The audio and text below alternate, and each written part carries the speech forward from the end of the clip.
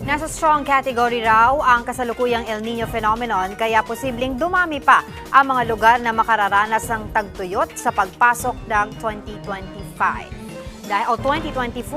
Dahil dyan, naghahanda na ang Department of Agriculture sa posibleng epekto nito sa produksyon ng agri-products. Para bigyan ng mukha ang balita, Mobile Journal, Francis Orsho.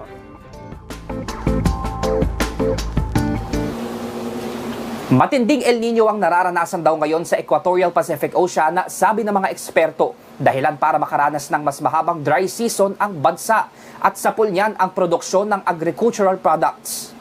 Sa ginanap na Climate Forum ng Pag-asa, inilatag ang mga lugar sa bansa na makararanas ng tagtuyot. Sa nakalipas na buwan, kakaunti raw ang naranasang ulan lalo na sa Luzon. Nasa strong category din ang kasalukuyang El Nino phenomenon. Nangyayari ito kapag ang sea surface temperature sa Equatorial Pacific ay tumaas ng at least 1.5 degrees Celsius. By the end of December, kung tuloy-tuloy pa rin yung walang ulan, so we expect na meron tayong 3 probinsya sa Luzon that are potential for drought, so Batangas, Cavite, and Oriental Mindoro. Pagpasok ng 2024 hanggang sa buwan ng Mayo, mas lalo pa raw dadami ang makararanas ng tagtuyot at hindi lang sa Luzon kundi sa mas malaking parte ng bansa. Kaya naghahanda ngayon ang Department of Agriculture sa posibleng epekto nito sa produksyon ng agricultural products gaya ng bigas. Kapag bumaba ang produksyon, asahan din daw na lolobo ang presyo. Kaya inaalam na ng DA kung paano tutugunan ang epekto ng El Nino sa pinakaapektadong lugar.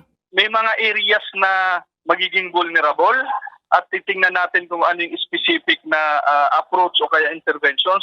May mga areas na pwede mong i-maximize yung production. Kasi may mga areas ka naman na may available ng tubig at hindi naman kasama dun sa forecasted na vulnerable area. Handa naman daw ang gobyerno na tulungan ang mga magsasakang malulugi sa production cost ng pagtatanim, tulad ng libreng pamimigay ng ilan sa agriculture inputs gaya ng seeds at fertilizer. Pero kung hindi talaga makakapagtanim, bibigyan daw ng kaukulang tulong ang magsasaka sa ilalim ng Assistance to Individuals in Crisis Situation at Cash for Work program ng DSWD at Tupad program ng DOLE. Mobile journalist Francis Orsho po, hatid ang mukha ng balita. Gusto mo bang lagi kang updated sa mga balita? Aba, simple lang. Mag-subscribe ka na dito sa 1PH. I-click mo lang ang subscribe button at notification bell para hindi ka nahuhuli sa mga balitang dapat mong malaman.